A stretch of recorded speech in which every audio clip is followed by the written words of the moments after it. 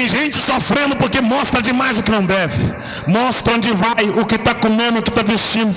Mostra a hora que vai deitar. Mostra quando sai para passear. Mostra quando está na rua fazendo alguma coisa.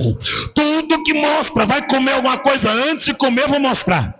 Vai comprar alguma coisa para vestir, antes de comprar eu vou mostrar. Está feliz no casamento? Vou postar que eu estou feliz. Está feliz na vida sentimental? Vou postar que eu estou feliz. Está comprando um carro? Está postando. Uma casa? Está postando. Comprou 2 cabecinhas de gato? Está postando. Tem gente que tudo que vê compartilha. E eu quero que você entenda: tudo que você compartilha é cobiçado. Nem todo mundo que olha o que você posta quer o teu bem. Nem todo mundo que acessa a sua, já vou pregar, tá? A sua vida virtual é porque quer o seu bem. Sabe o que você precisa? Voltar a viver em família. E família não é quem está te seguindo. Família é quem mora debaixo do mesmo teto que você. Oh glória, oh glória, oh glória, oh glória. Família não são seus seguidores, oh glória. Família é quem mora debaixo do mesmo teto que você. Tem gente que está te observando, não é porque que eu tenho sucesso, é porque tem ciúme daquilo que Deus está fazendo na tua vida. Então começa a fechar janelas que estão abertas, portas que estão abertas, caminhos de legalidades e acessibilidade. Eu sempre alguém que essa noite vigia um pouco mais, cuide um pouco mais da tua vida sentimental, cuide um pouco mais de você, tenha mais prazer em estar com você, não impostar sobre você, goste mais de você que te mostrar sobre você. Provérbios 24, verso 10, está escrito assim na palavra do nosso Deus, em Provérbios 24, 10. Aleluia. Diz assim a palavra do Senhor: se te mostrares frouxo no dia da tua angústia, pequena é a tua força. Se te mostrares fraco no dia da angústia, é que a tua força é pequena. Senhor, te louvamos pela tua palavra, te adoramos, te exaltamos. Podemos assentar, em nome de Jesus Cristo. Deus deu a Salomão a oportunidade e o privilégio de escrever 3 grandes livros, cada livro dentro de um tempo, com um propósito e com uma finalidade. Quando Deus o Senhor escolhe Salomão, Deus dá a Salomão a oportunidade primária de edificar o templo que Davi, seu pai, não pôde edificar. Tendo em vista que Deus o Senhor reconhece que as mãos de Davi traz sangue, e por isso Davi não tem esse privilégio de edificar o templo. Só para que possamos, em nome de Jesus Cristo, recordar de algumas coisas, e eu quero ser bem sucinto essa noite, bem objetivo. Eu quero te lembrar que Davi é filho de Jessé, o Belaíta. Esse Jessé, o Belaíta, teve outros filhos, os quais entraram em evidência quando Deus mandou Samuel até a casa do mesmo, ungir um novo rei para Israel. Esse Samuel que foi até a casa de Jessé, ungiu um rei para Israel, ele nasceu no período em que Eli era sacerdote. Este Eli, que era sacerdote, estava na cadeira sacerdotal, no período que dentro de Israel tinha a Arca da Aliança. Dentro da Arca da Aliança tinha os pães da propiciação, a vara de Arão, a tábua da lei e o pote do maná. Nesse período que a Arca da Aliança estava dentro de Israel, e que Israel, toda vez que saía a peleja, levantava a arca e tocava a gaita, foles, a buzina, e a glória de Deus dava livramento para Israel. A palavra do Senhor diz que subia de Ramá um homem chamado Eucana. Estou voltando um pouquinho na história. Esse homem chamado Eucana era casado com uma mulher chamada Penina. Esta Penina não podia dar filhos. Esse homem chamado Eucana era casado com uma mulher chamada Ana. E esta Ana não podia dar filhos a Eucana porque era estéril. Esta Ana, que era estéril, deu a Eucana Penina. Esta Penina dava filhos a Eucana porque Ana não os gerava. Nesse período que Ana subia de Ramá para adorar em Silo, a palavra do Senhor diz que quando ela subia seu marido Eucana, subia Ana e subia Penina. E nesse percurso até o lugar da adoração, onde Eli estava, a Bíblia Sagrada revela que Penina caçoava de Ana, dizendo para Ana: o marido é seu, mas os filhos quem gera sou eu. O marido é seu, mas o fruto do ventre é o meu. E a palavra do Senhor diz que por esse motivo, Ana humilhada era, entristecida ficava, mas não perdia o foco, subia até a casa de Deus. Quando Ana chegava no templo da casa do Senhor, no período que Eli era sacerdote, preste bem atenção, a palavra do Senhor diz que Ana se dobrava perante o pilar do altar da casa de Deus, a sua boca abria, a sua língua vibrava, os seus dentes apareciam, a sua lágrima derramava, mas não se ouvia o som da sua voz, porque Ana com a sua alma gemia. E ao gemer Ana, a Bíblia diz que Eli, certa feita, olhou para Ana e vendo que a sua boca abria e a sua voz não saía, interpretou Eli na sua faculdade que Ana estava embriagada, sendo aquela 3ª hora do dia. Eli exorta Ana. Ana diz: não me tenha por filha de Belial, porque eu não estou embriagada, mas eu tenho clamado ao Senhor e posto a minha petição perante ele. Já vou pregar. A palavra do Senhor diz que Eli estendeu sua mão e disse que Deus lhe conceda a sua petição. Ana desceu com Eucana para Ramá, coabitou com Eucana, seu marido. Deus abriu a sua madre. Quando Ana concebe, a palavra conceber no Aurélio é gerar em trevas. Quando Ana concebe, Ana faz um voto dizendo: se for menino, eu vou consagrá-lo ao Senhor. Quando a criança é nascida, ela vê que é um varão, lhe dá o nome de Samuel. E esse Samuel é levado para o templo, é criado à parte na casa do Senhor, do lado do quarto de Eli. A Bíblia diz que Samuel, menino, criado no templo, Eli, sacerdote, e os filhos de Eli em pecado. Certa feita, a glória de Deus pairou dentro do templo, mas Deus não foi falar com Eli. Deus chegou até o quarto de Samuel, e quando Deus chama Samuel, Samuel tem um ouvido sensível, mas não conhece a voz de quem está lhe chamando. Samuel tem santidade, mas ainda não tem conhecimento concernente à grandeza daquele que revela os intentos do coração. Samuel vai até Eli, e ele diz para Samuel: não lhe chamei, deita. Samuel deita, a voz uma vez mais lhe chama, e Samuel vai até Eli, e ele diz para Samuel: se ouvires uma vez mais a voz, tu dirás: fala, Senhor, porque o teu servo ouve. Samuel volta, a voz lhe chama, e ele diz para Deus: fala, Senhor, porque o teu servo ouve. Samuel agora é instituído profeta. Como profeta, Deus dá a Samuel a oportunidade de profetizar para a casa de Eli. Profetizando para a casa de Eli, a casa de Eli ouve a profecia, mas não obedece a palavra. A Bíblia diz que os filhos de Eli morrem, a arca da aliança é levada. Samuel tem a oportunidade de ungir um novo rei para Israel, eleito pelo povo, cujo nome é Saul. Saul foi buscar as jumentas do pai que estava perdida, foi ungido rei porque foi eleito pelo povo. Saul assume o trono. Quando Saul está no trono, Deus dá uma ordem dizendo: eu quero obediência e não sacrifício. A Bíblia diz que Saul guarda alguns animais.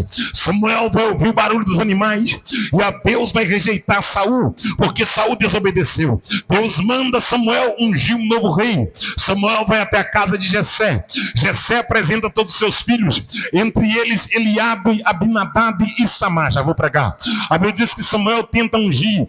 Deus interfere e não deixa o óleo ser derramado. Passa-se o tempo. A Bíblia diz que Samuel pergunta para Jessé: acabaram-se os mancebos? Jessé diz: ainda tem o menor da casa. Aí vem Davi. Quando Davi se apresenta ruivo, pequeno, não tinha estatura de guerreiro, mas tinha alma de guerreiro. Não tinha armadura de guerreiro, mas tinha alma de guerreiro. Não tinha capacete de guerreiro, mas tinha mentalidade de guerreiro. Não tinha porte físico de guerreiro, mas tinha chamada de guerreiro. Porque o verdadeiro guerreiro não é conhecido pelos adereços terrenos, mas sim pela comunhão com os céus.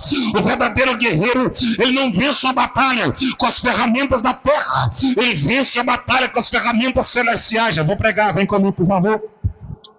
Davi agora é ungido rei para Israel. Quando Davi é ungido rei, cerca de 12 anos Davi aguarda entre a unção e o trono. Quando Davi está para assumir o trono, Deus prepara uma adversidade, ou uma ponte para levar Davi até o palácio. O nome da ponte se chama Golias, o incircunciso filisteu. A Bíblia diz que no Vale da Lêmpia, do Vale da Quem, 1 Samuel capítulo 17, um gigante chamado Golias desafiou os hebreus durante 39 39 dias.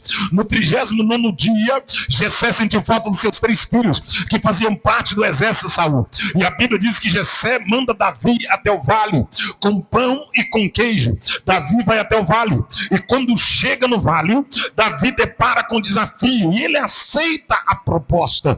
Davi vai enfrentar Golias. Quando Davi vai enfrentar Golias, os irmãos de Davi, a princípio, o rejeitam. Já vou pregar. Quando os irmãos de Davi o rejeitam dizendo: você veio aqui para nos envergonhar a casa de papai, envergonhar nossa família. Então o primeiro adversário de Davi é a sua própria família, que não acredita no seu chamado. Fecha o teu olho, por favor. O primeiro adversário de Davi é a sua própria casa, que não acredita na sua capacidade. O primeiro adversário de Davi é quem morou no mesmo teto que ele, que não acreditava que Deus tinha um negócio com ele. Só que quem tem chamado não precisa de aplauso. Quem tem chamado não precisa de tapa nas costas. Quem tem chamado, independente de quem não acredita na terra, ele continua ouvindo a voz daquele que lhe chamou do céu, glória.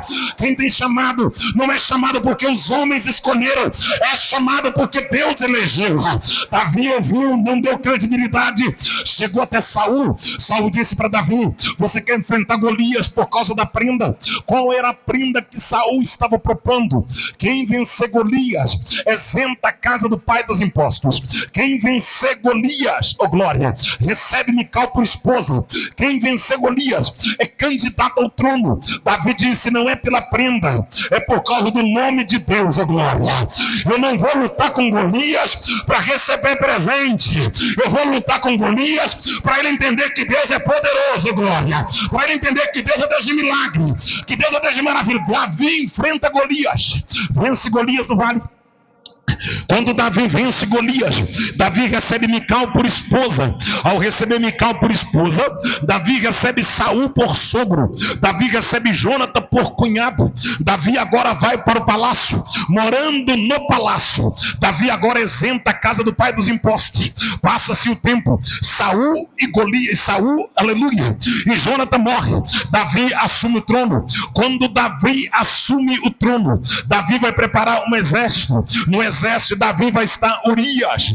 Esse Urias, o Eteu, é casado com uma mulher chamada Betseba. Esta Betseba é filha de Elã. Este Elã é oráculo do rei, é conselheiro de Davi. Este Davi que é, aleluia, casado com Mical, não vai para uma certa peleja. Ao ficar em casa, Davi visualiza a mulher de Urias. Ao visualizar a mulher de Urias, Davi deseja, deita com ela, traz a mulher de Urias, planeja a morte de Urias, traz a mulher para casa. Deus está vendo Davi no palácio sem a presença, no trono sem a honra, com a coroa, mas sem moral. Deus está vendo Davi caído no lugar da promessa, caído no lugar da vitória. Davi chegou no trono com a ajuda de Deus, mas tropeçou no lugar que Deus o colocou. Já vou pregar, oh glória. Davi chegou no lugar que Deus queria, mas agora tropeçou debaixo da promessa. Davi agora está completamente estagnado, completamente anestesiado, completamente preso no pecado. Deus levanta um profeta chamado Natan. Vem comigo, por favor. O Natan, quando vai até Davi, ele vai para que Davi seja quebrantado por Deus. Deus não levanta profeta para bajular ninguém. Deus não levanta profeta para dar chave de casa. Deus não levanta profeta para dar chave de carro. Deus não levanta profeta para dar casa nova. Deus não levanta profeta para te dizer que você vai ser famoso. Deus levanta profeta para te colocar na linha, para me colocar na linha, para te colocar na direção, para me colocar na direção. Profeta não é alguém que está no picadeiro fazendo palhaçada. Profeta é voz de Deus no arraial. Profeta é trombeta, é buzina. Profeta é veículo de Deus que anuncia o tempo do concerto. Quando Natan vai até Davi, oh glória, vem comigo por favor. Davi está dentro do palácio, mas está caído. Davi tem a coroa, mas não tem a presença. Davi tem o cetro, mas não tem autoridade. Porque o pecado tira a autoridade. Porque o pecado tira a presença, glória. Porque o pecado tira o brilho do Espírito Santo. Porque o pecado tira a alegria. Porque o pecado tira o prazer. Porque o pecado tira o desejo do arrebatamento. Porque o pecado tira o desejo de morar no céu. Porque o pecado faz a pessoa ficar mais presa na terra, desejar mais as coisas terrenas e não desejar as coisas de cima. O pecado faz a pessoa ser mais materialista. A cosmovisão é terrena, a cosmovisão humana. Mas quem está em santidade, ele olha para esta terra e olha para o céu e diz: Maranata, ora vem, Senhor Jesus, arrebata a tua igreja, glória. Quem está em santidade tem nojo do que está acontecendo com a humanidade. Quem está em santidade tem nojo do que está acontecendo com a sociedade. Quem está em santidade anda nessa terra dizendo: Senhor, prepara a tua igreja, arrebata o teu povo, leva para a glória, busca a tua noiva, vem comigo. Vamos lá, glória a Deus, aleluia. A palavra do Senhor vai dizer agora que este Davi, que está completamente envolto no pecado, recebe a visita de Natã. Quando Natã chega até Davi, Natã vai contar uma história para Davi, respeitando o seu sistema monárquico. Vai dizer: Davi, certo homem, tinha muitas ovelhas, e um homem tinha uma ovelha só, e o homem que tinha muitas ovelhas tosqueou a única ovelha do outro. De que esse homem é digno? Davi, no senso de justiça, vai dizer: tal homem é digno de morte. Natã vai dizer: o Senhor é o homem, porque deitaste com mulher de Urias o Heteu. A Bíblia diz que Davi vai chorar, Davi vai arrepender, Davi vai lamentar. Salmo 51, Davi diz: pequei contra ti somente pequei, fiz o que é mal perante os seus olhos. Davi está dizendo: o meu pecado não foi contra Mical, o meu pecado não foi contra Saul, o meu pecado não foi contra Urias, o meu pecado primeiro não foi contra Jonas, o meu pecado foi contra aquele que me deu o trono, contra aquele que me deu a coroa, contra aquele que me colocou no palácio. Sabe o que Davi está dizendo? Eu não era ninguém, mas ele me colocou aqui, e depois que ele me colocou aqui, eu pequei contra ele. Eu não era nada, mas ele me deu um nome, e depois que meu nome entrou em evidência, eu pequei contra ele. A consciência de Davi foi ativada através da exaltação que saiu da boca do profeta Natã. E Davi, agora quebrantado, ele vai arrepender, ele vai chorar, vai pedir a Deus para o lavar, para o limpar, para o fazer limpo como a neve. Fecha o teu olho. E às vezes o que precisamos é isso: arrepender das nossas mazelas, dos maus pensamentos, das traições, dos adultérios, da imoralidade, da pornografia.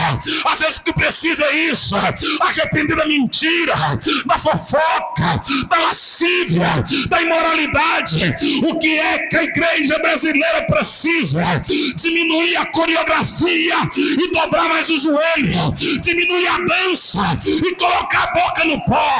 O que a igreja brasileira precisa? Acender as luzes e colocar a boca na terra. Nós não precisamos de estrelas, de mito. Igreja não é praça, igreja não é praia, igreja não é clube, igreja não é passarela, igreja é casa de Deus, igreja é Betel, é porta do céu, é lugar de adorar. O que a igreja brasileira precisa: despir-se da sua vaidade, da sua ostentação, da sua vida dupla, da sua vida de farsa. A igreja brasileira está andando com máscara. Na internet é feliz, dentro de casa é amargurada. Na internet é vencedora, dentro de casa é derrotada. Uma igreja que tem duas vidas: a vida material e a vida virtual. Só que essa noite eu vim falar da terceira vida, que é importante: a vida espiritual.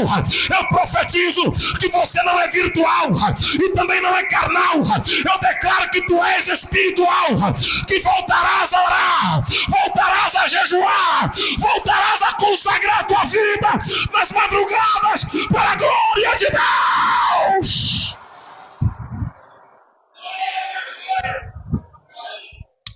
Nós encontramos agora Davi se rasgando, se derramando. Já vou pregar diante de Deus, derramando a sua lágrima, implorando perdão. Deus perdoa Davi. Davi recebe o perdão, a espada vem sobre a casa de Davi. Davi tem um filho chamado Salomão. Hoje está difícil, mas vamos mudar. Davi tem um filho chamado Salomão. Esse Salomão vai receber por herança de Davi o trono, mas vai receber também utensílios para edificar o templo. Davi vai deixar ouro para as obras de ouro, prata para as obras de prata, madeira para as obras de madeira, palha para as obras de palha, feno para as obras de feno, ferro para as obras de ferro e pedra para as obras de ferro. E Salomão vai edificar um templo. Quando Salomão edifica o templo, quando Salomão constrói o templo, olhe para cá, Salomão começa a construir o templo com aquilo que Davi deixou. Depois que Salomão constrói o templo, ele constrói um altar. Quando ele constrói o altar e o limiar do altar, Salomão dobra o joelho e ora. E a oração de Salomão é essa: tua é esta casa, para ti construir este lugar. Tome esta casa para ti, ó Deus. Faça presente nesta casa. E quando Salomão ora e os sacerdotes estão com ele, a Bíblia diz que a glória de Deus entrou na casa. Salomão orando e a glória entrando, a glória entrando, a glória entrando, a glória entrando. Enquanto a glória entrava, Salomão saía de marcha ré. Salomão não deu as costas para a glória, ele saiu de frente para a glória, andando de marcha ré, saiu para o lado exterior do pátio. A glória tomou a casa, a glória invadiu a casa. E o nosso maior problema é que a glória saiu da casa para que os artistas entrassem. É muita gente famosa e pouca glória. É muita gente com mídia e pouca glória. É muita estrela e pouco poder. É muita falácia e pouca vida com Deus, glória. É muita gente falando de santidade e pouca vida com gente com vida no altar. Só que essa noite eu profetizo que é um tempo de avivamento brotando nessa nação. Há um tempo de conserto brotando na Camanaia Santa.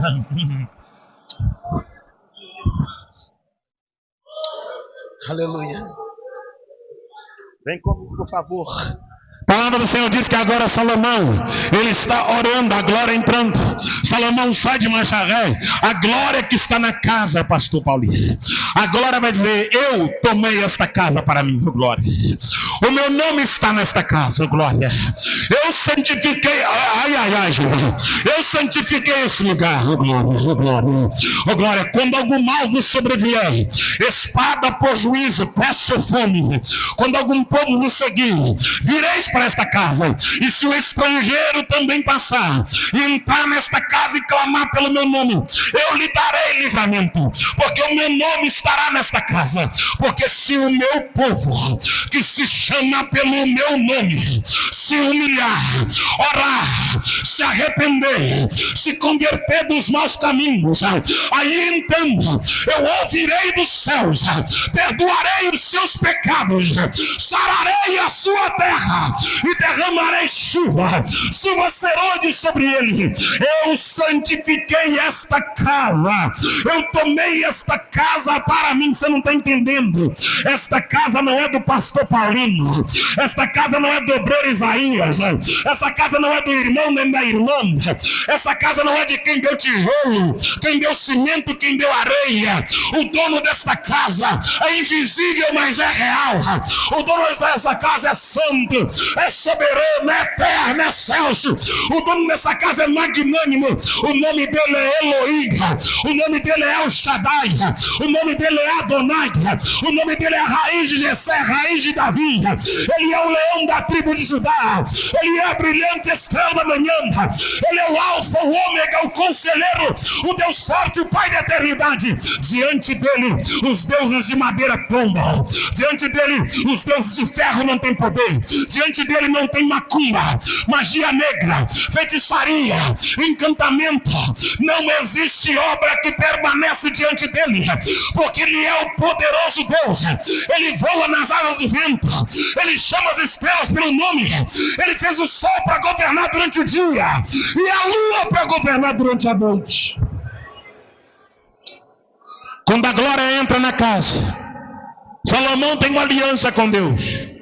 Salomão teve de Deus a oportunidade. Deus disse: pede o que quiser que eu te dou. Salomão pediu sabedoria, Deus lhe deu sabedoria.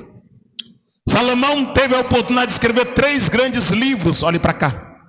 Cada livro dentro de um tempo. Quando Salomão escreveu o livro de Cantares, obrigado, ele está no período da puberdade.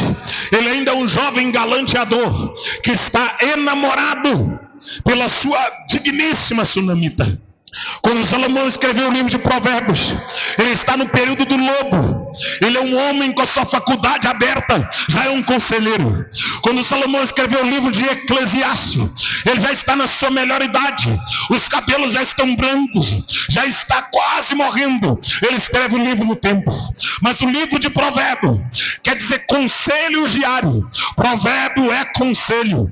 E quando Salomão pega o pote de tinta, o pedaço de papiro, quando ele assenta numa penha, quando ele molha a pena na tinta, e quando ele escreve, se te mostrares, esse se é uma condicional. Mostrar é fazer visível, é colocar em evidência. Tem gente que mostra demais o que não deve. Fecha o teu olho, por favor. Tem gente sofrendo porque mostra demais o que não deve. Mostra onde vai, o que está comendo, o que está vestindo. Mostra a hora que vai deitar. Mostra quando sai para passear. Mostra quando está na rua fazendo alguma coisa. Tudo que mostra. Vai comer alguma coisa, antes de comer eu vou mostrar. Vai comprar alguma coisa para vestir, antes de comprar eu vou mostrar. Está feliz no casamento? Vou postar que eu estou feliz. Está feliz na vida sentimental? Vou postar que eu estou feliz. Está comprando um carro? Está postando. Uma casa? Está postando. Comprou 2 cabecinhas de gato? Está postando. Tem gente que tudo que vê compartilha. E eu quero que você entenda: tudo que você compartilha é cobiçado. Nem todo mundo que te segue te ama. Nem todo mundo que olha o que você posta quer o teu bem. Nem todo mundo que acessa a sua, já vou pregar, tá? A sua vida virtual é porque quer o seu bem. Espera que eu vou pregar. Ainda não preguei. Hoje está difícil de pregar hoje. Nem tudo que você posta, nem todo mundo que está na sua, te seguindo, te segue porque quer o seu bem. Nem todo mundo que observa o que você faz e observa a sua vida, observa porque quer o teu sucesso. E a Bíblia diz: se te mostrares, mostrar aqui é colocar em evidência. Sabe o que você precisa? Parar de mostrar um pouco a sua vida. Parar de compartilhar um pouco aquilo que Deus está te dando. Sabe o que você precisa? Voltar a ter vida particular. Voltar a fechar a porta da sua casa, ter vida privada. Feche seus olhos. Sabe o que você precisa? Voltar a viver em família. E família não é quem está te seguindo. Família é quem mora debaixo do mesmo teto que você. Oh glória, oh glória, oh glória, oh glória. Família não são seus seguidores, oh glória. Família é quem mora debaixo do mesmo teto que você. Alguém me perguntou um dia, eu estava chegando em um congresso. Alguém falou: eu não vejo a tua mulher. Eu falei: não vê porque é minha. Vê a tua que eu vejo a minha. Você não tem educação e você não tem desconfiômetro. Você precisa deixar a fase de menino. Deixar a fase de criança. Tenha maturidade para entender que nem todo mundo que te cerca te aplaude. Tem gente que não está te aplaudindo, está com pedra para te apedrejar. Oh glória, oh glória. Oh glória, oh glória. Tem gente que está te observando, não é porque que eu tenho sucesso, é porque tem ciúme daquilo que Deus está fazendo na tua vida.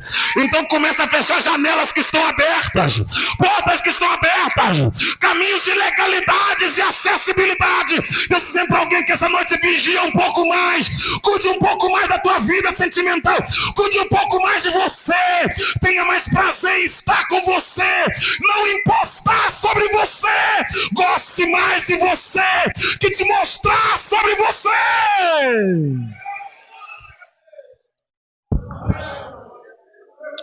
Se te mostrares, mostrar aqui é deixar em evidência.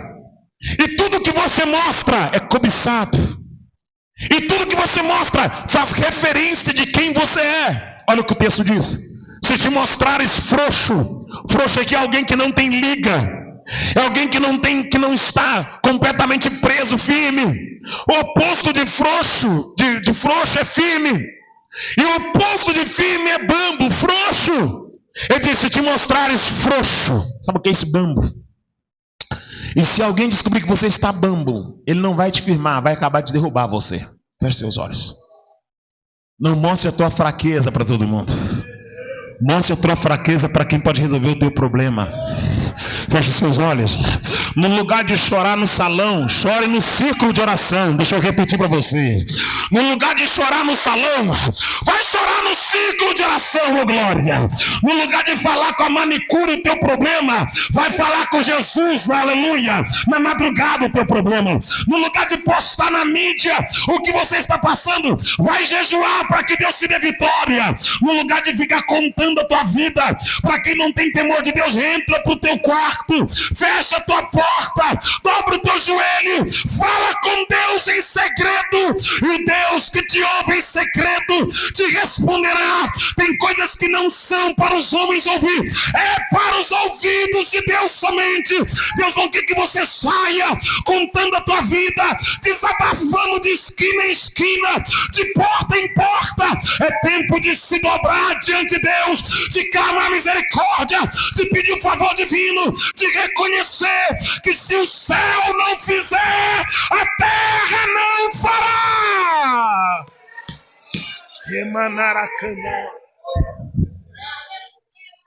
Vem comigo, por favor, vamos lá. Se te mostrares frouxo no dia da angústia. O que é dia da angústia? Dia da angústia é o dia que você tem o prato de comida, mas não tem fome.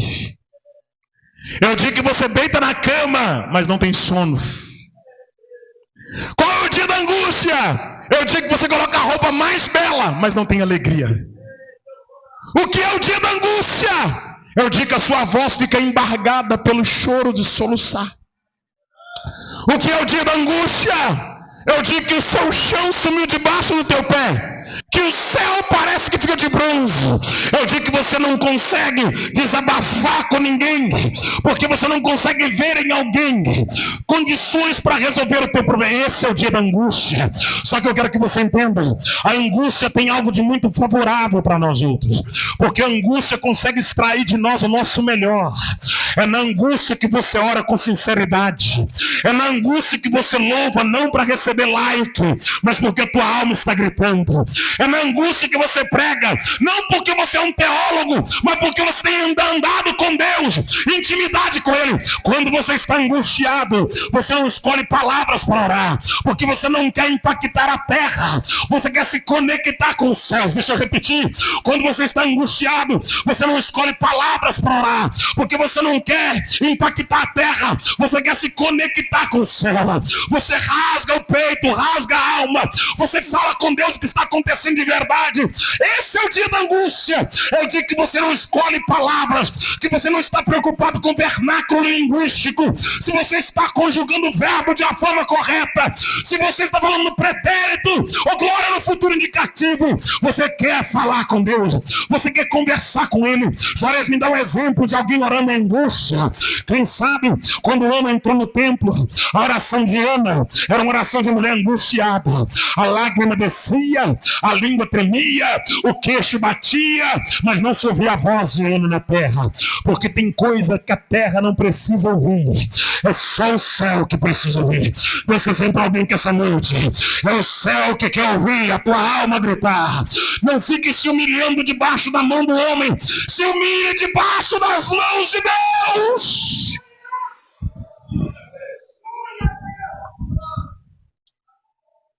Vem comigo, por favor.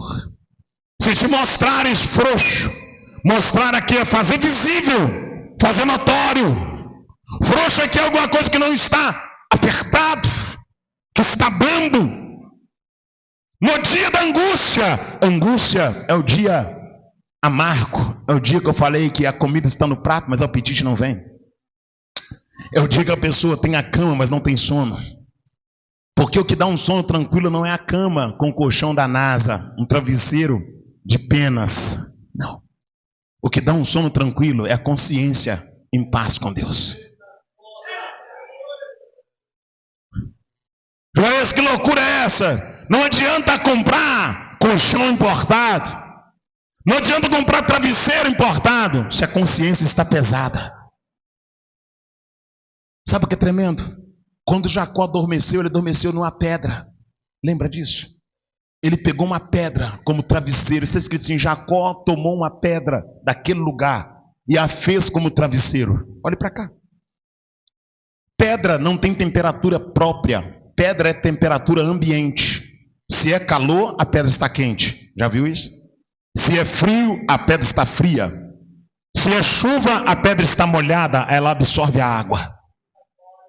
Quando Jacó pegou aquela pedra, o sol tinha castigado aquela pedra o dia inteiro. Ela estava quente. Ele colocou a orelha na pedra. Quando deu 8 horas da noite, a temperatura mudou. A pedra estava fria. Ele continuou com a orelha na pedra. Quando deu de madrugada, a temperatura baixou mais ainda. A pedra estava gelada. Ele continuou com a orelha na pedra. Sabe o que é tremendo? Mesmo a pedra gelada, Jacó conseguiu sonhar. Porque o que te faz sonhar não é uma cama boa, é a comunhão com Deus. O que te faz sonhar não é um colchão, oh glória, que te dá massagem, é a vida com Deus, oh glória. O que te faz sonhar, oh glória, não é uma casa estruturada, é a comunhão com Deus. Porque o dinheiro te dá casa, mas Deus te dá família. O dinheiro te dá cama, mas Deus te dá sono. O dinheiro te dá colega, Deus te dá amigo. O dinheiro te dá roupa, Deus te dá alegria. Porque tem coisas que o dinheiro não vai comprar, o dinheiro não vai conquistar. E quando Jacó sonha na pedra, ele não sonhou porque ele tem riqueza, ele sonhou porque ele tem paz. E naquele sonho de Jacó, ele sonhou que tinha uma escada posta do chão até o céu e que anjos subiam e desciam na escada. E ele disse: tão terrível este lugar. Esse lugar não é outro senão Betel, porta do céu, lugar de adorar o Senhor. Vem comigo, por favor. O relógio não para. Deus deu a Salomão então a oportunidade de escrever 3 grandes livros, cada livro dentro de um tempo. Esse Salomão que escreveu cada livro dentro de um tempo recebeu de Deus sabedoria. Nesta sabedoria, Salomão escreve Provérbios. Nesse Provérbios 24:10, ele está escrevendo a narrativa concernente a ato que aconteceu com seu próprio pai, acredito eu. Porque ele diz: se te mostrares frouxo no dia da angústia, pequena é a tua força. O que é força? Força é condição de trabalho, capacidade de gerar. Agora, eu falei que a angústia, ela consegue extrair de nós aquela oração que a gente não fazia. Sabe por que tem gente que está aqui essa noite? Porque foi traído. Feche seus olhos. Porque foi enganado. Deus permitiu aquela situação para te trazer para este lugar. Deus permitiu que alguém te abandonasse, te magoasse, te ferisse, até te roubasse, te traísse, só para te trazer para este lugar. Olhe para cá. Porque Deus não vai perder você para tudo que te cerca. Se for preciso, Deus tira tudo de você, mas Ele não perde você. Vem comigo, por favor. Vamos lá. Hoje o Espírito de Deus me trouxe memória. Um homem que saiu de Belém de Judá a peregrinar nos campos de Moabe. Livro de Ruth, capítulo 1. A Bíblia diz que o nome desse homem era Elimeleque, casado com uma mulher chamada Noemi. A Bíblia diz que ele saiu de Belém de Judá porque ele ouviu uma notícia que não havia pão em Belém. Então ele saiu de Belém e foi para as terras de Moabe. Guarde isso. E quando ele chegou nas terras de Moabe, ele habitou na terra de Moabe. Ele, a sua mulher, Elimeleque, Noemi e os seus 2 filhos, Malom e Quilion, efrateus de Belém de Judá. E a Bíblia diz que quando eles estavam habitando na terra de Moabe, Deus matou Elimeleque. Elimeleque morreu. Quando Elimeleque morre, ele morre na terra de Moabe. Olhe para cá. Noemi leva o corpo de Elimeleque e sepulta o corpo de Elimeleque nos campos de Moabe. Passaram-se 10 anos, Noemi não voltou para Belém. Os filhos de Noemi nesses 10 anos casaram com mulheres moabitas. O nome de uma Ruth e o nome da outra Orfa. Lembra disso? Passaram-se os anos. Deus já havia matado Elimeleque. O texto diz que Deus matou Elimeleque. Deus matou Malom e Quilion, os 2 filhos de Noemi. Noemi voltou no cemitério de Moabe, e do lado da cova de Elimeleque, ela abriu mais 2 covas, a cova de Malom e de Quilion. Olhe para cá. O que você vai ter que perder para você voltar para o lugar que Deus quer? O que Deus vai ter que arrancar para você voltar para o lugar? Talvez não é o que você queria ouvir, mas talvez é o que você precisava ouvir essa noite. Talvez não é a mensagem que você desejava, mas é a mensagem que Deus quer que você ouça. Eu queria que você imaginasse comigo Noemi chegando em casa, depois da morte do seu marido Elimeleque. Quem sabe Noemi chegou e abriu o armário, e quando ela pegou as panelas e começou a fazer comida para Malom e Quilion, ela lembrou da comida de Elimeleque, e nunca mais Elimeleque vai comer. Porque a morte, ela separa. E é uma separação que não tem passagem para voltar aqui na terra. Eu imagino Noemi olhando e dizendo: que saudade do meu Elimeleque. Quem sabe Noemi andava pela casa, via o chinelo de Elimeleque e dizia: nunca mais ele vai calçar esse chinelo. Via as roupas de Elimeleque e dizia: nunca mais ele vai vestir. Que saudade. Quem sabe quando ela preparava um guisado, ela lembrava do marido e dizia: que saudade. Ficou na alma. Só que quando ela olhava para Malom e Quilion, ela dizia: ele morreu, mas eu tenho 2 filhos que parecem com o pai. E os 2 filhos casaram, a casa ficou grande. Ficou ela só na casa e os filhos foram para a casa das esposas, morando na terra de Moabe. Deus queria que Noemi voltasse, mas ela não entendeu. Ela continuou lá. A palavra do Senhor diz agora que quem sabe, quando Noemi recebe a visita dos filhos, ela se alegrava. Preparava as panelas maior, a comida para os filhos. A casa enchia. Era uma viúva que tinha 2 filhos. Aleluia. E agora as 2 noras, na esperança de ter netos.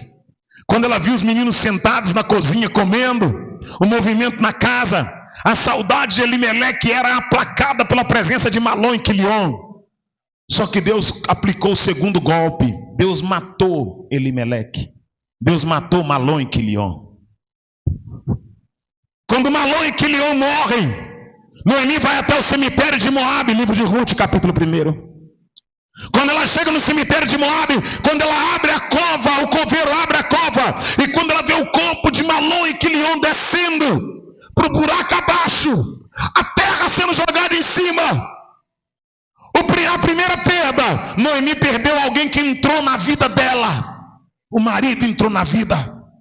Ela perdeu alguém que sustentava ela, alguém que aquecia ela, alguém que protegia ela, alguém que deu para ela o seu sobrenome. Na primeira perda. Na segunda perda, Noemi está sepultando alguém que ela amamentou, alguém que ela gerou, alguém que ela carregou 39 semanas no ventre. O curso natural da vida foi alterado, cantor, porque quando o filho sepulta o pai, é o curso da vida. Quando o filho sepulta a mãe, é o curso da vida. Mas quando a mãe sepulta o filho, o curso da vida foi alterado, porque o choro de um filho sepultando a mãe é o choro da lógica. Mas o choro de uma mãe sepultando um filho é o choro da tragédia. Escute o que eu vou dizer que essa noite, quando um filho sepulta a mãe, é a lógica da vida. Quando eu levei minha mãe para a sepultura, por mais que eu não queria, por mais que eu não desejava, é a lógica da vida. Mas se minha mãe tivesse pego na alça do meu caixão, a lógica tinha sido invertida, porque não é o filho não é a mãe que sepulta o filho, é o filho que sepulta a mãe. E agora nós encontramos Noemi tendo a lógica da vida invertida. No lugar de ser sepultada, ela está sepultando os filhos.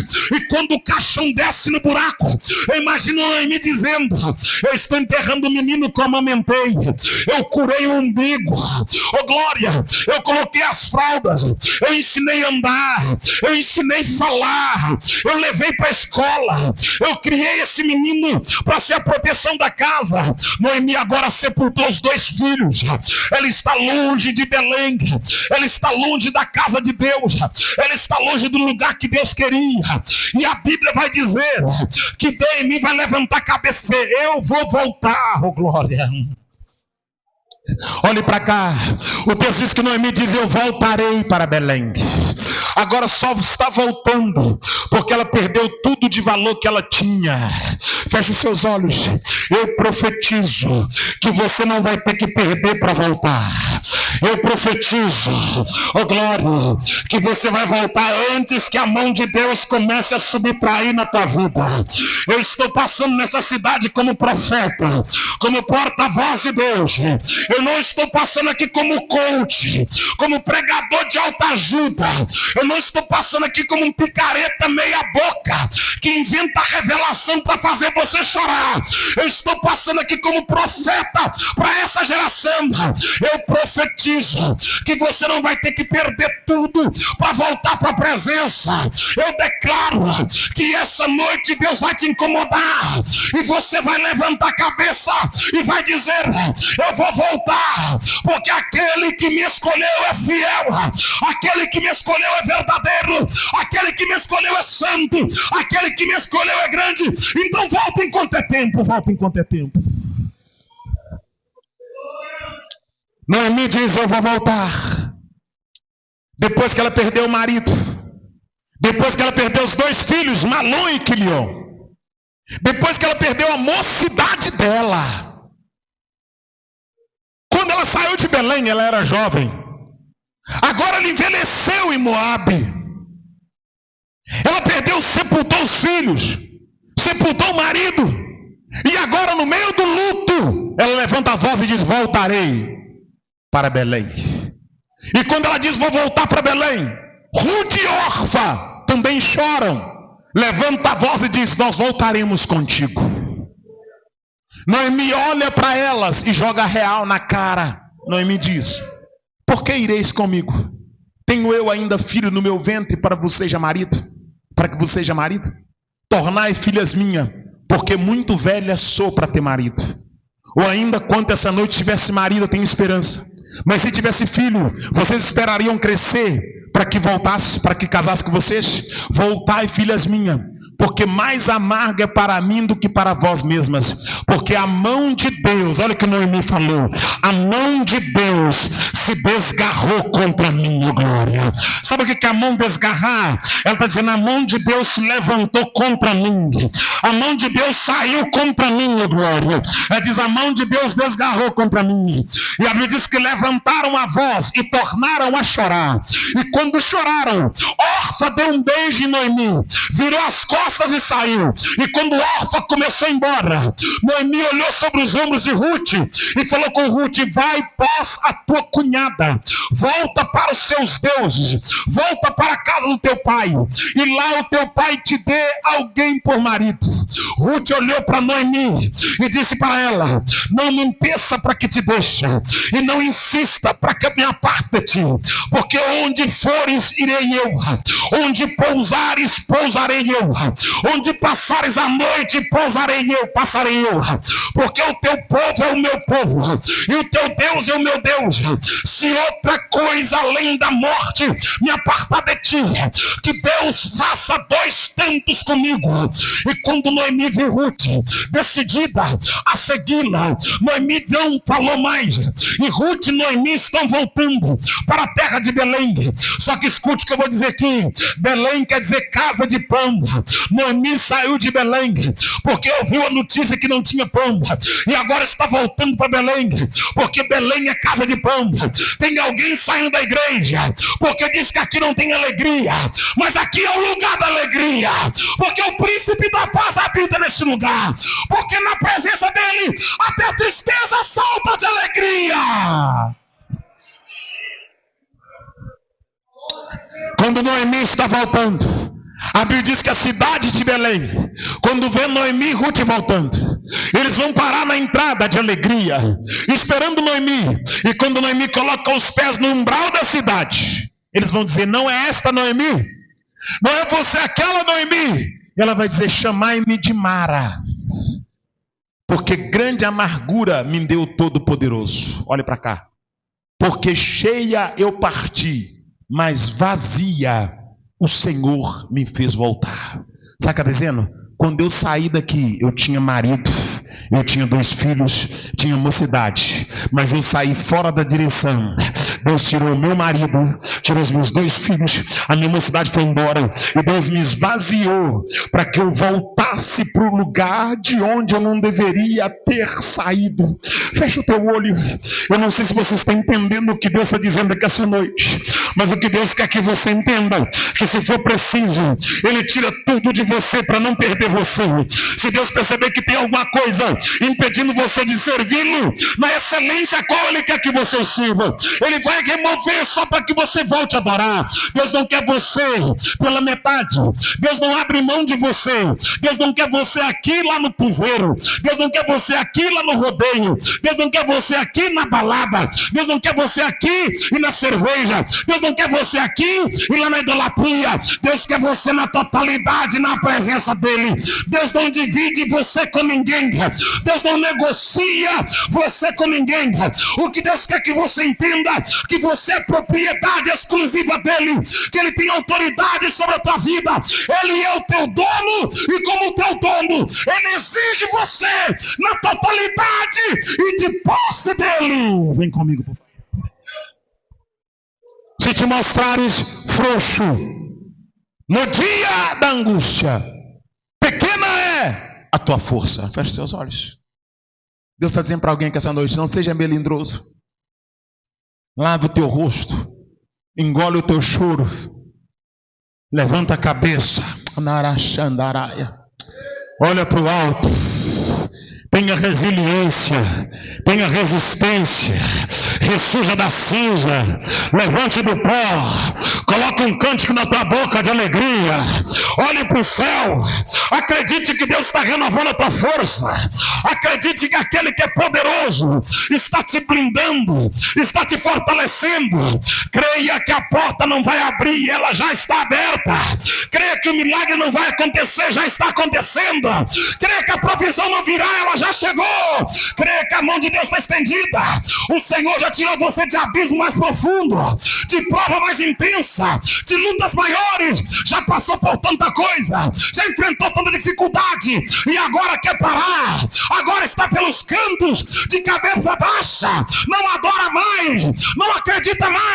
Levanta a cabeça, sacode a poeira, olha para o céu, porque é de cima que vem a vitória, é do alto que vem o milagre. Acredite, Deus é poderoso para cuidar da tua vida, da tua casa, da tua família, do teu ministério.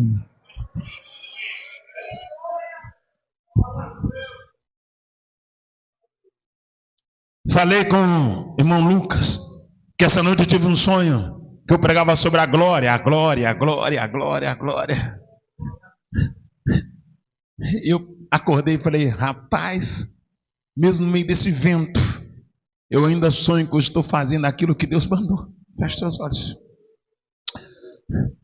O que é que para você diante do propósito que Deus tem para a tua vida?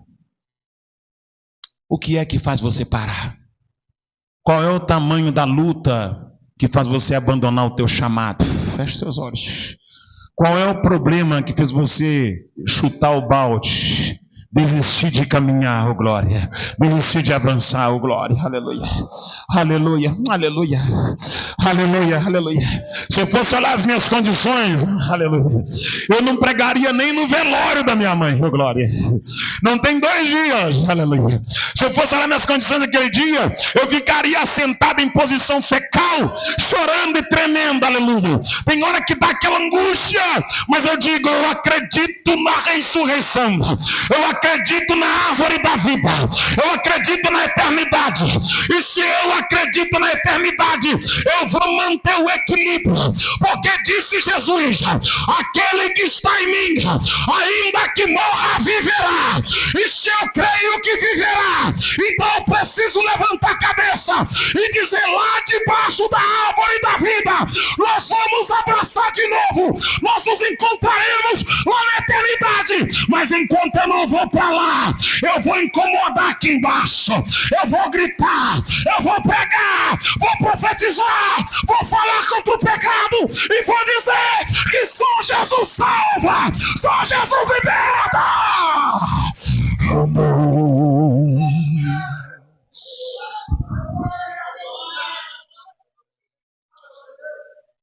Se te mostrares frouxo no dia da tua angústia, pare de dar o seu calcanhar de Aquiles para quem gosta.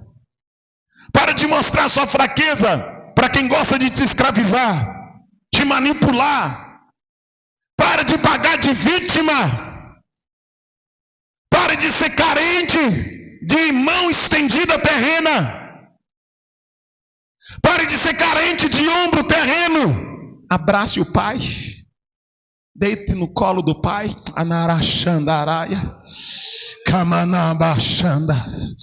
Uramana Sanda. Mandanaracanda. Anaracho. Laramaya Kanda. Muramanda Mana. Birrimeme Kandana Machanda. Anaracho. Laramana Kalamachandaraia.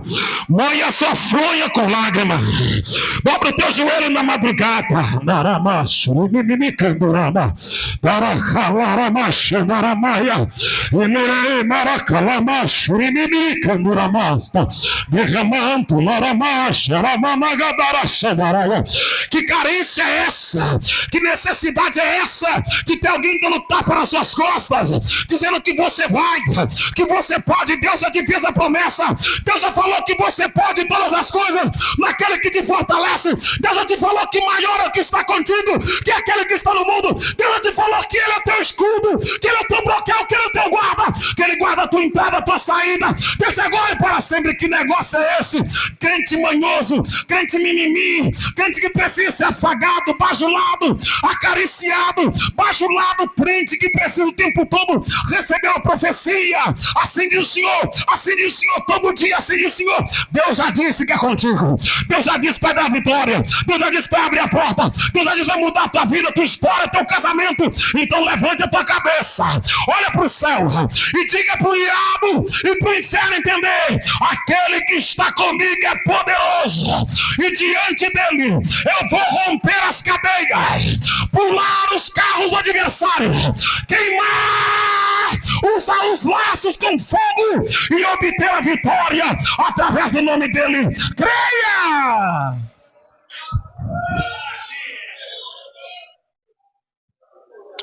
O interessante é que nós somos peritos em lembrar do caos e esquecer da promessa. O nosso maior problema, pastor Paulino, é que nós somos peritos em lembrar do caos e esquecer da promessa. Você se lembra de tudo que falaram para te ofender, mas não se lembra da promessa que Deus te fez. Deita na cama lembrando de tudo que falaram. Falaram de mim na terra, porque falaram de mim no grupo, porque falaram de mim no Instagram, porque falaram. Irmãos, se eu fosse olhar o que falam de mim, eu já estava branco já era loiro já. Se eu fosse olhar o que falam de mim, se eu fosse olhar as pessoas que dizem que não gostam de mim, irmão, eu ia desistir de viver na terra. Agora eu estou mandando pegar a senha. Quem não gosta de mim, pega a senha, porque a fila é grande. Pega uma senha e espera a vez para poder derramar a sua mágoa, a sua ira contra mim. Se eu fosse olhar, quem não gosta do meu estilo de pregar? Ô irmão. Quem não gosta do meu jeito de falar de Deus? Ô irmão. Se eu fosse olhar os adulterões, os prostitutos, as perigosas das igrejas que não gostam de mim, ô irmão, eu tinha parado há muito tempo. Só que eu não perco tempo conversando com serpente, porque eu sei o que deu para Eva quando conversou com uma. Feche os seus olhos, por favor. Eu não perco tempo conversando com serpente, porque eu sei o que sobrou para Eva quando ela conversou com uma. Oh glória, oh glória. Eu não perco tempo, oh glória, flertando com Dalila, Porque eu sei o que aconteceu com Sansão quando ele fez isso, glória. Eu não perco tempo olhando para a mulher de Urias, porque eu sei o que aconteceu com Davi quando ele fez isso. Mas eu olho para a cruz, porque eu sei o que aconteceu com Jesus quando ele passou por ela. E ele disse: aquele que quiser vir após mim, negue-se a si mesmo, tome a sua cruz e siga-me. Não existe evangelho sem renúncia. Se ninguém te persegue na terra, você não é de Deus. Se ninguém te critica na terra, você não é de Deus. Porque Jesus fez uma promessa: eu vou vos preparar lugar, e depois que eu for preparar lugar, eu voltarei e vos levarei para mim mesmo. Mas ele fez uma outra promessa, e a promessa foi essa: no mundo tereis aflições, oh glória, mas tende bom ânimo. É promessa ter aflição no mundo, é promessa dele ser perseguido no mundo.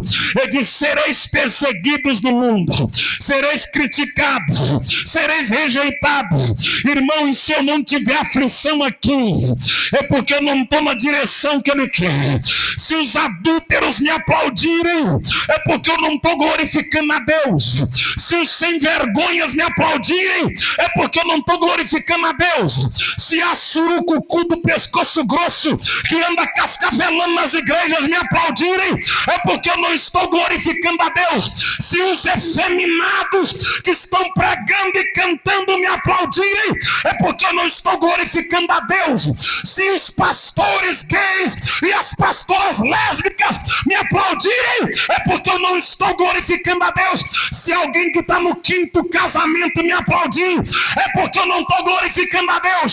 Mas escuta aqui o que eu vou dizer: eu não procuro aplauso de leproso, eu procuro o galardão que vem de Deus. Leproso tem que mergulhar para ser curado.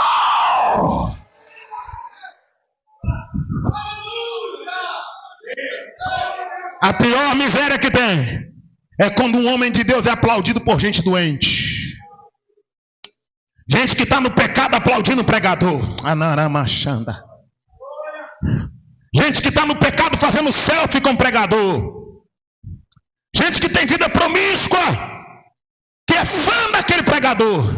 Se alguém que tem vida promíscua é fã daquele pregador, é porque a mensagem daquele pregador não incomoda ele. Porque eu nunca vi Herodes bater palma para João Batista. Olha para cá. Eu nunca vi Herodes bater palma para João Batista. Oh glória, oh glória, oh glória, aleluia. Eu nunca vi o fariseu hipócrita, não é fariseu, os hipócritas baterem palma para Jesus. Oh glória, oh glória, oh glória, oh glória. Eu nunca vi o sinédrio bater palma para Paulo. Oh glória, oh glória. Eu nunca vi o sinédrio bater palma para Estevão. Pelo contrário, eu vi tentando matar, apedrejando até a morte. Eu vi arrancando a cabeça. Oh glória. Eu vi crucificando de cabeça para baixo. Eu vi fazendo Jesus andar pelas ruas de Jerusalém, gotejando o seu sangue até o monte para ser crucificado. Sabe por quê? Porque quem tem a verdade não tem comunhão com quem anda em trevas. Porque quem é luz não tem comunhão com quem anda em pecado. Porque quem é de Deus não tem comunhão com quem vive na vida promíscua. Quem é de Deus é diferente. Vai reprovar suas obras, as suas ações, vai te chamar, te enquadrar com a verdade. Se a tua amiga é crente, Kamanachanda. Se a tua amiga é crente e ela sabe que você é uma sem vergonha, que você dorme com teu namorado, ela não te repreende, ela não é tua amiga. E ela não é crente. Ela não é crente. Ela não é crente. Se você frequenta a casa de alguém, e se você tem uma vida promíscua, e essa pessoa sabe da tua vida promíscua, e ela nunca te repreendeu, aquela pessoa não é crente. Quem é de Deus não consegue. Quem é de Deus fala a verdade. Quem é de Deus abre a boca e denuncia. Quem é de Deus abre a boca e fala na cara. Quem é de Deus diz: o inferno te aguarda se você não mudar de vida. Porque amor verdadeiro não é quem te bajula no pecado. Amor verdadeiro é quem te mostra o caminho da santidade. Quem te ama de verdade não é quem bate nas suas costas sabendo que você é um adúltero. Quem te ama de verdade é quem bate nas suas costas e conserta, cabra ruim. Jesus vai voltar, e se não tu conserta, se tu não consertar, tu não sobe no arrebatamento. Se te mostrares frouxo no dia da tua angústia, pequena é a tua força. Fecha os seus olhos. Fecha os seus olhos, curva a tua cabeça, já estou finalizando. Qual é o teu comportamento na hora da crise? Quem é você? Você perde o equilíbrio e esquece tudo que Deus te mandou fazer? Ou você consegue fazer tudo que Deus te ordenou, mesmo no meio da crise? Quem é você quando o vento está soprando? Você fica no canto paralisado? Ou você consegue fazer o que mesmo com lágrimas você consegue fazer? Mesmo ferido, você consegue fazer? Está doendo, está machucado. Mas quem disse que ele não sentiu dor? Quem disse que ele não foi machucado? Oh glória, oh glória, oh glória.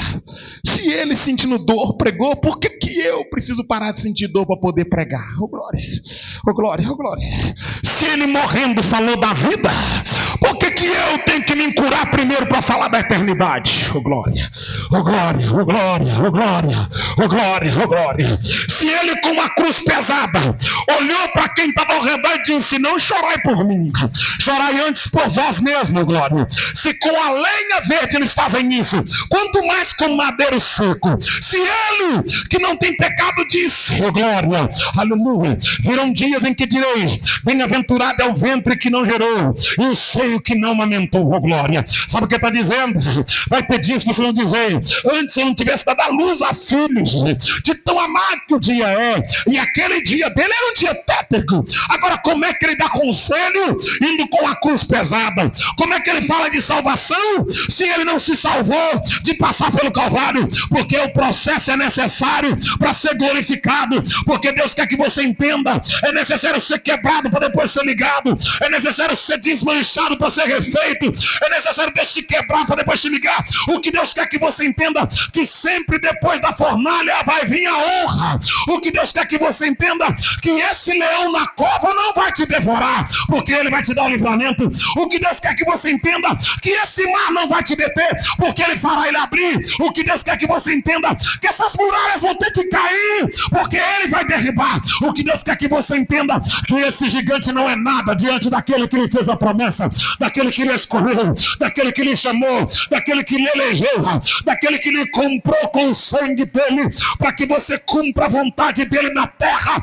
Deus está dizendo para alguém que essa noite: tenha resiliência, tenha resistência, persevera um pouco mais e eu te darei vitória. Só mais um pouco. Só mais um pouco. Só mais um pouco. E sabe o que é gostoso? Gostoso é ressurgir da cinza. No profeta Isaías, no capítulo 40, verso número 28, está escrito assim: não ouvistes e não entendestes. O eterno Deus, o Criador dos fins da terra, Ele não se cansa e nem se fadiga. E não há quem possa esquadrinhar o seu entendimento, porque Ele é quem faz forte aquele que está fraco e multiplica as forças daquele que não tem nenhum vigor. Porque certamente o jovem cansa, fadiga, cai, mas aquele que espera, oh glória, aquele que espera no Senhor, terá suas forças renovadas, receberá asas como de águias, corre e não cansa, caminha e não fadigará, oh glória. A palavra do Senhor diz em Isaías 55, verso de número 6: deixa o homem mau o seu caminho, e o perverso os seus pensamentos, e converta-se ao Senhor, que é misericordioso, porque os meus pensamentos não são os vossos pensamentos, porque os meus caminhos não são os vossos caminhos, porque assim como os céus são mais altos do que a terra, assim são os meus pensamentos mais altos do que os vossos pensamentos, porque assim como a chuva desce do céu e não volta para lá primeiro sem molhar a terra, assim será a palavra que sair da boca do Senhor, ela não volta para ele vazia. Tudo que Deus prometeu vai cumprir. Tudo que Deus prometeu vai cumprir. Sabe o que é tremendo, irmãos? Que eu estou lembrando de um evento que aconteceu comigo essa semana. que está finalizando. Inicia-se hoje uma nova semana, né? Finalizou agora a semana. Hoje é o primeiro dia da semana, o domingo é o primeiro dia da semana. Eu me lembro que quando fui no hospital para visitar minha mãe, cheguei no apartamento que ela estava internada, e quando eu cheguei ela já estava na morfina já. É morfina, né? Na morfina. Eu coloquei a mão nela assim, estava quente ainda. Aí eu falei, vou aproveitar para sentir o último calor da minha mãe. Sabe o que esse calor é? O calor é a vida. Já viu que enquanto a pessoa está viva, ela é quente? Porque o hálito de Deus, Deus soprou dentro do homem. Já viu que o seu hálito é quente? A sua temperatura endórquea, ela gira cerca de 32, né? Acho que é 32 graus. Quando você assopra, é calor. Quando Deus assoprou em Adão, o hálito quente dele entrou em Adão. O calor da vida. O fôlego de vida é quente. Eu coloquei a mão na testa dela e falei, vou aproveitar esse último calor da minha mãe. E eu comecei a orar por ela e falei, Deus, o quanto eu pude abraçar, eu abracei. O quanto eu pude beijar, eu beijei. Está entendendo? O quanto eu pude aproveitar, eu aproveitei. A minha mãe teve Alzheimer. O interessante, Lucas, que ela não lembrava de ninguém, mas quando eu chegava, ela lembrava. Por causa do meu jeito de tratar ela. E eu vinha com as mesmas brincadeiras, a mesma coisa, e ela sabia que era eu. E a minha família ficava assim, perplexa de ver como a reação dela na minha presença era diferente. Porque eu criei um vínculo, uma aliança de alma. Está entendendo? Feche seus olhos. Não deixe para abraçar quando o calor for embora. Está entendendo? Não deixe para pedir perdão quando o calor da pessoa for embora. Não deixe para falar que ama quando o calor da pessoa for embora. Não deixe para pegar na mão quando o calor for embora, porque o calor é o fôlego de vida. Com seus olhos fechados. Sabe qual é o nosso maior problema? É que nós somos peritos em fazer declaração para os mortos e ficar de mal dos vivos.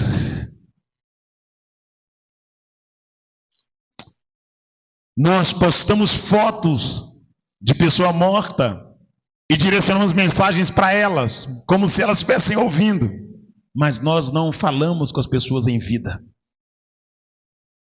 Nosso maior problema é que nós só valorizamos quando nós não temos mais. Então não espere essa pessoa que está do seu lado, dentro da sua casa, que te deu um sobrenome, esfriar para você declarar que ama. Não espere o fôlego de vida ser retirado para que você possa honrar essa pessoa. Vou falar aqui porque está sendo gravado e é verdade.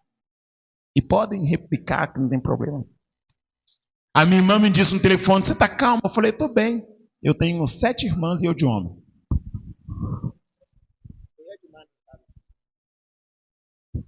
Tudo braba e tudo preta. Cada uma mais preta que essa caixa aqui. Minhas irmãs.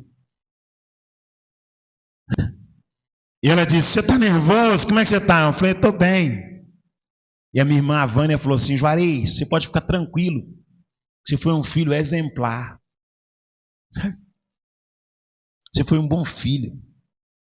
Aí ela começou a falar, falou assim, você lavava minha mãe as coisas. Você carregava as coisas para ela. Você ia comer alguma coisa, você levava para ela. Você abraçava minha mãe.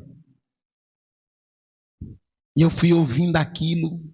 E sabe o que eu pensei comigo? A minha maior pregação não é a falada.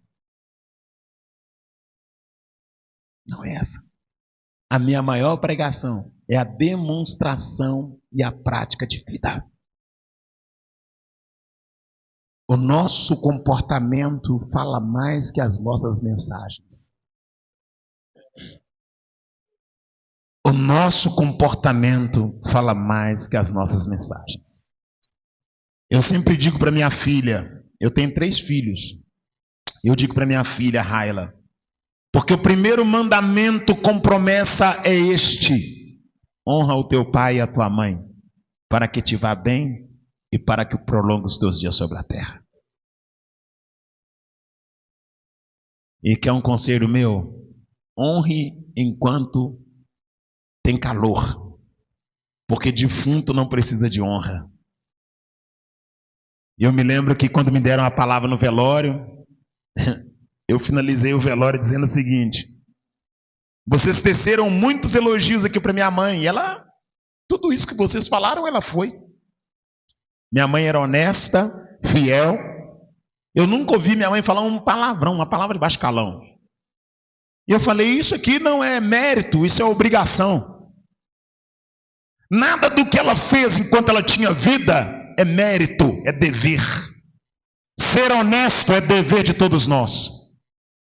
Ser fiel é dever de todos nós. Ter integridade é nosso dever. Não ache que porque você é honesto é meritocracia. Não, é sua obrigação. É sua obrigação ser honesto. Já estou finalizando. É sua obrigação ser fiel. É sua obrigação cumprir com seus compromissos. Não é meritocracia. E sabe o que acontece? Eu falei, na ponta do caixão, as obras dela não podem salvar ela. Nada do que ela fez pode salvar ela.